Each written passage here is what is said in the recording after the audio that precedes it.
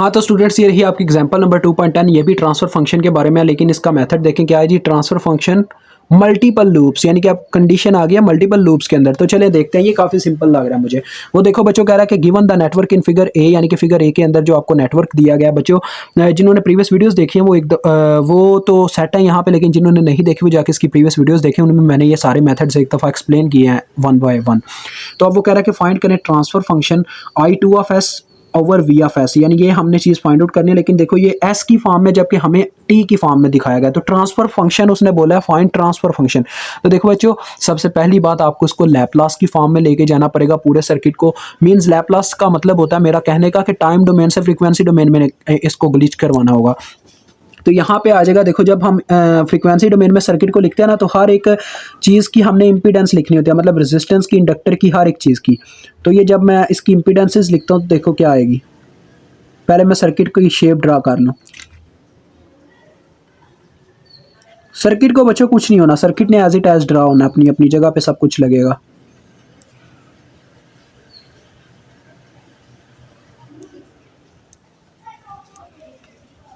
ठीक है जी।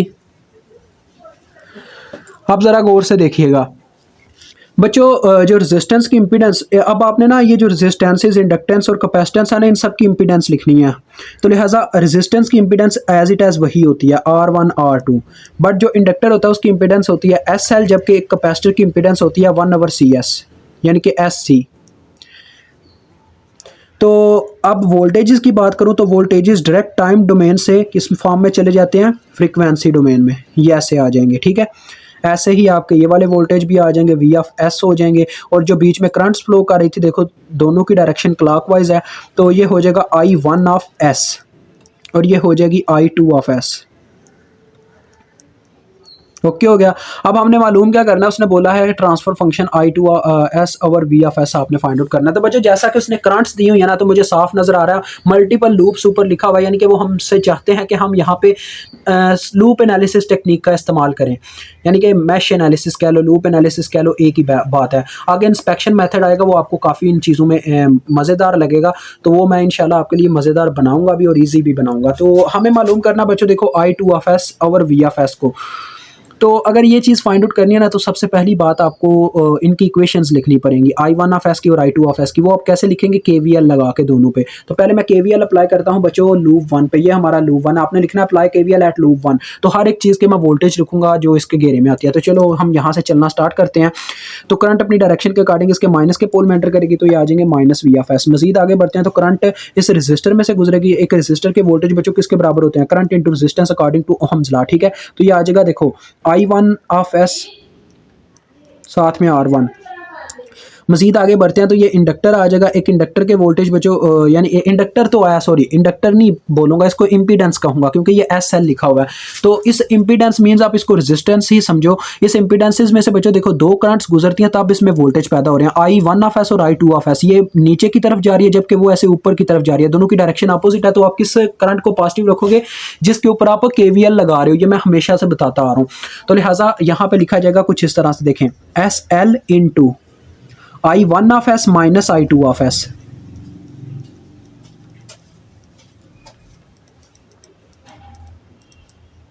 ठीक हो गया बच्चों। अब हमारा चक्कर मुकम्मल हो गया। देखो हम वहीं पे वापस आ रहे हैं जहां से चलना स्टार्ट किया था, इक्वल टू 0 लिख के इस इक्वेशन को पहले इसकी फॉर्म दो, फिर आगे बढ़ना।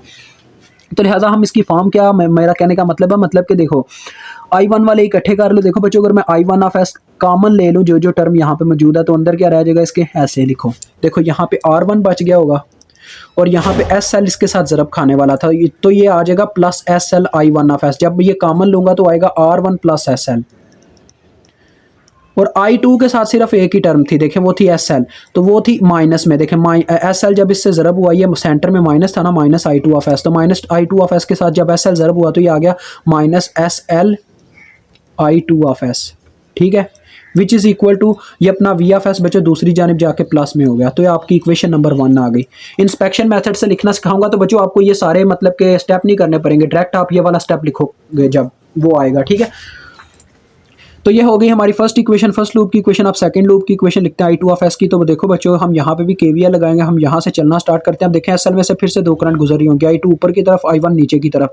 तो हम किस करंट को पॉजिटिव रखेंगे? जिस करंट के ऊपर अब केवीएल लग रहा है वो है लूप टू की करंट। तो लिहाजा आ जाएगा S L into I two of S minus I one of S. मजीद आगे बढ़ते हैं तो करंट R2 में से गुजरती है, तो लिहाजा ये आ जाएगा आई टू ऑफ एस, क्योंकि इसमें से सिर्फ I2 गुजर रही है। मजीद आगे गए तो देखो ये 1/S, अब इसने इसके वोल्टेज आपने कंसिडर नहीं करना है। तो यहाँ पे देखो, जब इस कैपेसिटर में से करंट गुजरेगी तो 1/SC into I two of S हो जाएगा, यानी कि इसकी impedance multiply by current is equal to voltage. तो हमारा देखें यहाँ पे भी चक्कर मुकम्मल होगा, तो इज इक्वल टू 0 लिख देंगे। अब बच्चों, अब आपने क्या करना है कि पहले आई वन ऑफ एस, यानी कि एक अरेंजमेंट के अकॉर्डिंग आपने लिखना है। तो लिहाजा यहाँ पे पहले आ जाएगा माइनस, देखो एस एल से आई वन ऑफ एस ज़रब खा रही है, तो ये आ जाएगा minus S L I one of S. मज़ीद आगे बढ़ते हैं तो यहाँ पे आप देखें सारे आई टू ऑफ एस जो वाले हैं उनमें से आई टू ऑफ एस आपने कॉमन लेके लिखना है उसको। तो देखें आई टू ऑफ एस वाले कौन कौन से हैं? पहले नंबर पे ये बनेगा एस एल, और फिर ये R2, और फिर ये 1/SC, और साथ में आ जाएगा ऐसे I two of S is equal to 0। ये आपकी इक्वेशन नंबर 2 आ गई। अब आप इसको बच्चों क्या करोगे? लिखोगे किस फॉर्म में? मैट्रिक्स फॉर्म में, ताकि आप इसमें से आई टू ऑफ एस को निकाल सको, जैसे हम करते थे अपने प्रीवियस बुक में। तो मैट्रिक्स फॉर्म में क्या करेंगे? पहले इनके बच्चों जो वेरिएबल्स के साथ इनकी ये एक फॉर्म लिखे हुए हैं, यानी कि कांस्टेंट मल्टीप्लाई करेंगे, कांस्टेंट टर्म ही कोई निकलेगी ना, तो इनकी पहले लिखनी है values. R1 plus S L, इसका फिर minus S L. Arrangement same रखनी पड़ती है, इसी वजह से हम ये सेम रखते हैं ताकि मैट्रिक्स फॉर्म में इजीली लिख सकें। ये आ जाएगा देखो माइनस एस एल, दूसरी इक्वेशन के फिर मैं लिख रहा हूँ देखो S L plus R2 plus 1/SC। अब बच्चों इनके वेरिएबल लिखे जाएंगे नेक्स्ट मैट्रिक्स में, क्या नाम है अपना, column wise I one of S पहले आएगा, फिर आई टू ऑफ एस आएगा, which is equal to left hand side वाले वेरिएबल लिखे जाएंगे। देखो राइट हैंड साइड वाले, यहाँ पे वी ऑफ एस है इक्वेशन 1 में, और दूसरी इक्वेशन में 0 है। तो ये आपके पास आ गया। अब आपने निकालना क्या था बच्चों? आपने मेन चीज़ निकालनी है आई टू ऑफ एस और वी ऑफ एस। तो आप पता क्या करो, आई टू ऑफ एस को फाइंड आउट करना करो इसमें से। तो आई टू ऑफ एस कैसे फाइंड आउट कर सकते हैं? बच्चों अब इनकी वैल्यूज़ तो दी नहीं गई हुई, जो हम इनकी वैल्यूज़ मतलब के निकालने बैठ जाएं, यानी कि वो जो वेरिएबल की वैल्यूज़ दी होती हैं हम पुट करते हैं, वो तो दी नहीं गई हुई। तो यहाँ पे सिंपल सी बात है, आपको यहाँ पे लगाना पड़ेगा अपना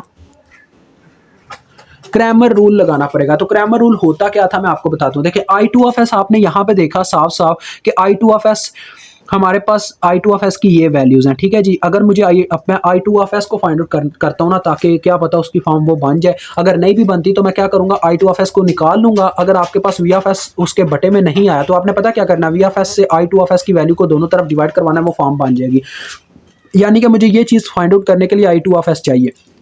तो आई टू ऑफ एस को निकालने का बच्चों सिंपल ये मेथड होगा। इसमें से देखें ये होता है I two of S is equal to, यहाँ पे लिखा जाएगा delta I two of S over delta, ये फार्मूला होता है। और इसको यानी कि कैसे अरेंज किया जाता है, इसका मतलब क्या होता है, ये सारा आपको भी समझ में आ जाएगा। देखिएगा जब यहाँ पे लिखा हुआ है ना delta I two of S, ये डिटर्मिनेंट है, इसका डेल्टा का मतलब है डिटर्मिनेंट। तो आई टू ऑफ एस जब लिखा हुआ है तो इसकी ये जो वैल्यूज थी ना, जो आई टू ऑफ एस से मल्टीप्लाई होकर यहाँ पे लिखी गई थी, डेल्टा आई टू जब आप लिखोगे तो इन दोनों की जगह आप इज इक्वल टू वाली वैल्यूज छाप दोगे। यानी इस तरह से आ जाएगा R one of S, R1 plus S L, यानी कि फर्स्ट कॉलम तो एज इट एज आएगा ये वाला माइनस एस एल। लेकिन जो आई टू वाले थे, देखो ये जो दो हमने लिखे हैं ये आई टू वाले थे। देखें आई टू से हमने लिखा S L plus R2 plus 1/SC, और यही ऊपर वाली इक्वेशन में ये जो अपना क्या नाम है माइनस एस एल, ये भी हमने आई टू वाला लिखा। इन दोनों को क्या करेंगे, रिप्लेस कर देंगे इज इक्वल टू वाली फॉर्म से। तो यहाँ पे आ जाएगा वी ऑफ एस और ये 0। तो देखो ये किस चीज़ की फॉर्म बन गई, डेल्टा आई टू की। ये डेल्टा आई टू है, यानी कि डिटर्मिनेंट ऑफ आई टू। अगर आपको कभी फाइंड आउट करना पड़ेगा ना तो उसका ये फार्मूला होता है, यानी कि आप आई टू वाली जो वैल्यूज़ हैं उनको रिप्लेस कर दें इज इक्वल टू वाली वैल्यूज से, ओवर सिंपल डिटर्मिनेंट, मतलब कि सिंपल फॉर्म का जो मैट्रिक्स था उसका डिटर्मिनेंट आपने बटे में ले लेना। तो सिंपल आपके सामने ही था, R1 plus S L, simple का मतलब है यही as it is, minus S L minus S L और साथ में S L plus R two plus 1/SC। तो इसका डिटर्मिनेंट, तो ये बच्चों हम फाइंड आउट करते हैं। ऊपर वाला तो काफ़ी ईजी है, ये एक झटके में देखें फाइंड आउट हो गया। ये ऊपर वाला जो है देखिए क्या आएगा, ये जीरो से कैंसिल हो गए और आपको पता है बच्चों पहले ये दोनों मल्टीप्लाई होते हैं फिर सेंटर में माइनस होता है, तो माइनस जब सेंटर ये तो जीरो हो गया ना, जीरो से मल्टीप्लाई खाने के बाद, और सेंटर में माइनस आया, फिर ये दोनों टर्म्स आपस में मल्टीप्लाई होती हैं, तो लिहाजा ये देखो क्या आएगा, आएगा minus S L V S, अंदर भी माइनस एस है तो माइनस माइनस प्लस होकर ये हो जाएगा plus S L V of S, ये आ जाएगा। बटे में अब क्या आता है, ये हम निकालते हैं इसको यहाँ पे रफ अमल में। देखें पहले तो ये दो टर्म्स मल्टीप्लाई होंगी, हमें इतना तो पता ही है, तो इनको मल्टीप्लाई करवा के देखते हैं क्या आता है। यहाँ पे मैं करने लगूँ, देखो R1 प्लस एस एल इनसे ज़रब खाएगा तो ये इस तरह से आ जाएगा R1 plus S L plus R2 plus 1/SC, और उसके बाद बच्चों आपको पता है सेंटर में होता है माइनस, फिर ये दोनों आपस में मल्टीप्लाई खाते हैं तो माइनस माइनस हो जाएगा ये वाला प्लस, और एस स्केयर एल से स्केयर आ जाएगा, यानी कि एस का स्केयर एल का स्केयर, ये आ गया। ठीक है, अब देखें इतना आ गया ना, तो इतना तो चले हमने कर लिया। अब आगे बढ़ते हैं, इनको सॉल्व करना स्टार्ट करते हैं। देखें पहले R1 सबसे ज़रब खाएगा तो ये आ जाएगा एस R1L प्लस, अब R1 इससे ज़रब खाएगा, ये आ जाएगा R1 R2। ठीक है, उसके बाद फिर R इससे ज़रब खाएगा तो ये आ जाएगा R1/SC।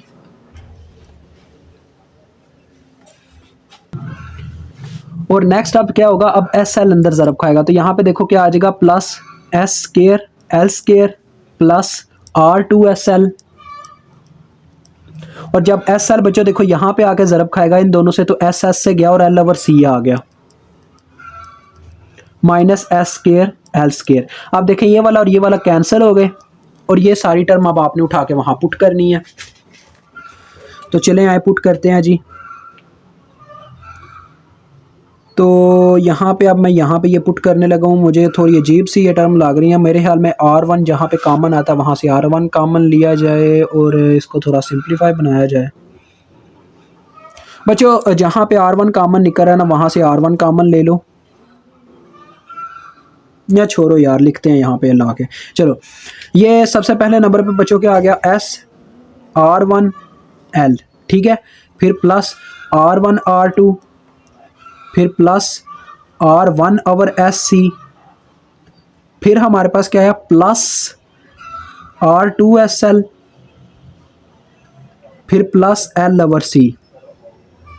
ठीक है जी, ये आ गया।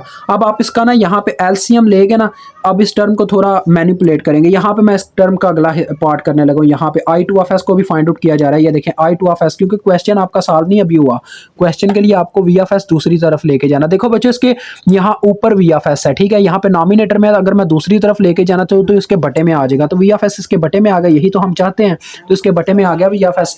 लेकिन इस इक्वेशन को थोड़ा सिंप्लीफाई करूंगा, यहाँ पे SL बस रह गया हुआ है, ठीक है, और बटे में क्या है, देखें बटे में हमारे पास इन सब का एलसीएम आ रहा है क्या बच्चों, देखो SC, इसके बटे में सिर्फ C है, वहां पे S है, SC है, तो लिहाजा SC इनका आएगा एलसीएम।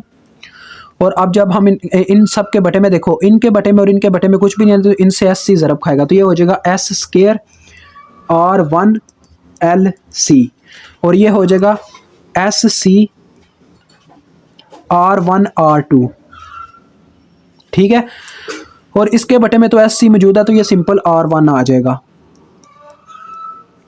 मजीद आगे बढ़े तो देखो इसके बटे में भी आप देखो SC मौजूद नहीं है, तो यहाँ पे भी SC इसके साथ पूरा ज़रब हो जाएगा, तो ये आ जाएगा R2S स्केयर LC